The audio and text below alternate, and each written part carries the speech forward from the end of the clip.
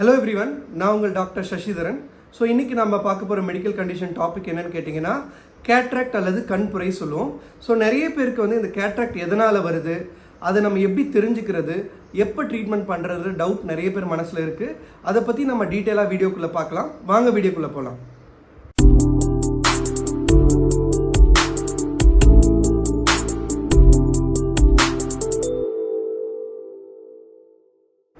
So cataract என்பது என்னன்னு கேட்டிங்கன்னா, இப்போ ஒரு கேமரா எடுத்துக்கிட்டிங்கன்னா கேமராவில் இருக்க அந்த லென்ஸ் எப்படி ஒரு முக்கியமான ஃபங்க்ஷன் செய்யுதோ அதே மாதிரி உங்கள் கண்களுக்கு கண்ணுக்குள்ளே ஒரு லென்ஸ் இருக்கும்.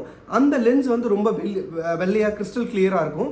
வயசாகக்குள்ளே நமக்கு எப்படி ஒரு முடி வயதாகக்குள்ளே நரைக்குதோ அதே மாதிரி இந்த கண்ணில் இருக்கிற லென்ஸும் வயசாகக்குள்ளே எக்ஸ்டர்னல் ஃபேக்டர்ஸ், அதாவது சூரிய வெளிச்சம், தூசு, அந்த மாதிரி நிறைய ஃபேக்டர்ஸ் வயது மூப்பு காரணமாக இந்த லென்ஸை எமல்சிஃபை சொல்லுவாங்க. லென்ஸ் ரொம்ப திக்காகி அதோடைய அந்த லைட்டை கடத்துகிற தன்மையை இழக்கிறது தான் கேட்ராக்ட் அல்லது கண்புரை சொல்லுவோம். சரிங்க சார், இது என்ன வயசில் வரும்னு நீங்கள் கேட்டிங்கன்னா, யூஸ்வலாக கேட்ராக்ட் வயசானவங்களுக்கு, அதாவது 55லேருந்து 75 வயசுக்குள்ளே இருக்க பெரும்பாலான பேஷண்ட்ஸ் எல்லாருக்குமே கேட்ராக்ட் வரும். ஓகேங்களா?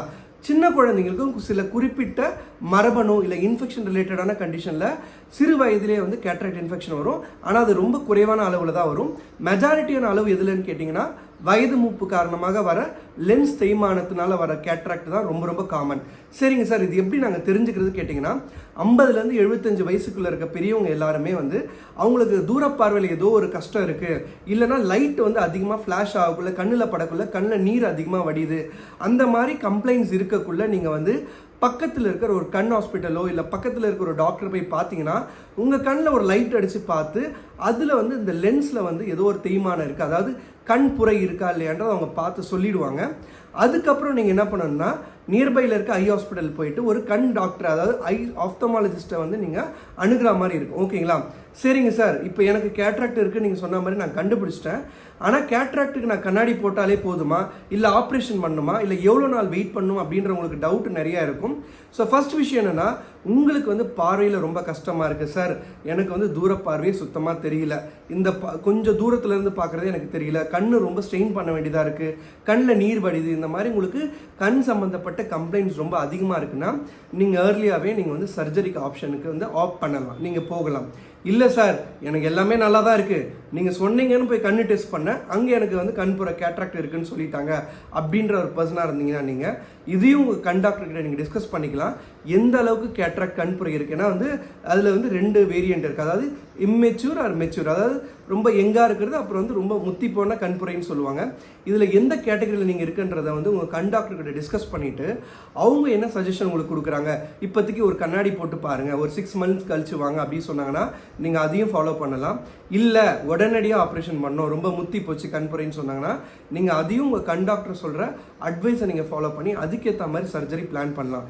சரிங்க சார், என்ன மாதிரி சர்ஜரி ஆப்ஷன்ஸ் இருக்குது, ரொம்ப நேரம் சர்ஜரி ஆகுமா, ஒரு வாரம் அட்மிஷன் ஆகணுமா, இல்லை சர்ஜரிக்கு முன்னாடி 2-3 நாள் அட்மிட் ஆகணுமான்னு கேட்டிங்கன்னா, இப்போ ரீசன்ட் டெக்னாலஜி அட்வான்ஸ்மெண்ட்டில் கேட்ராக்ட் சர்ஜரி மெஜாரிட்டி ஒரு டே கேர் சர்ஜரி, அதாவது ஒரு நாள்லேயே ஆப்ரேஷன் பண்ணி கொஞ்சம் நேரம் மானிட்டரிங் பண்ணி நீங்கள் வீட்டுக்கு போகலாம்.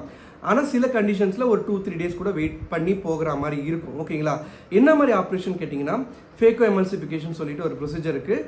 கண்ணில் லோக்கல் அனசிஷியா, ஒரு மறுப்பு ஆயின்மெண்ட் போடுவாங்க. ஒரு 20லேருந்து ஒரு 30 நிமிஷத்துக்கு அந்த மறுக்கிற தன்மை இருக்கக்குள்ளேயே அந்த லென்ஸ் ஒரு சின்ன ஃபேக்கோன்னு சொல்லுவாங்க, ஒரு சின்ன ப்ரொசீஜர் மூலிமா பழைய லென்ஸ் எடுத்துகிட்டு புது லென்ஸை ரீப்ளேஸ் பண்ணிவிடுவாங்க. அதுக்கப்புறம் நீங்கள் ஒரு 1-2-3 டேஸ் ரெஸ்ட் எடுத்திங்கனாலே உங்களுக்கு நார்மலான பார்வை, ஒரு பழைய பார்வை உங்களுக்கு திருப்பி கிடைக்கிறதுக்கான சான்ஸ் கண்டிப்பாக இருக்குது. அது மட்டும் இல்லாமல் ஒரே நாளில் 2 கண் ஆப்ரேஷன் பண்ண முடியுமான்னு கேட்டிங்கன்னா, ஒரு நாளைக்கு ஒரு கண் பண்ணிவிட்டு அதுக்கப்புறம் 2-3 டேஸ் கழித்து இன்னொரு கண்ணுக்கு பண்ணுறதுக்கான வாய்ப்புகள் ரொம்ப அதிகமாக இருக்குது. அந்த மாதிரி தான் ப்ரொசீஜர்ஸ் மெஜாரிட்டி பண்ணுறாங்க. அது தவிர்த்து உங்களுக்கு வேறு எதுவும் கண் ரிலேட்டடான கம்ப்ளைண்ட்ஸ் இருந்தாலும் உங்கள் டாக்டரை நீங்கள் திருப்பி போய் அணுகலாம். சில குறிப்பிட்ட பர்சன்ஸ்க்கு ரொம்ப முத்தி போன கேட்ராக்டாக இருந்ததுன்னா சில குறிப்பிட்ட காம்ப்ளிகேஷன் 1-2 நடக்கலாம். அதுக்கும் நீங்கள் உங்கள் ஆப்தமாலஜிஸ்ட்டை பார்த்தீங்கன்னா அவங்க உங்களுக்கு கிளாரிட்டியான சொல்யூஷன் சொல்லுவாங்க. ஓகேங்களா? ஸோ உங்களுக்கு இந்த கண்புரை, அதாவது கேட்ராக்ட் சம்மந்தமாக வேறு ஏதாவது சந்தேகங்கள் இருக்குது, வேறு ஏதாவது டவுட்ஸ் இருக்குது, என்கிட்ட டிஸ்கஸ் பண்ணணும்னு நினச்சிங்கன்னா நீங்கள் கமெண்ட் பாக்ஸில் மென்ஷன் பண்ணலாம். அதை பற்றி நம்ம டீட்டெயிலாக டிஸ்கஸ் பண்ணலாம். Until then, bye from Dr. Shashidaran.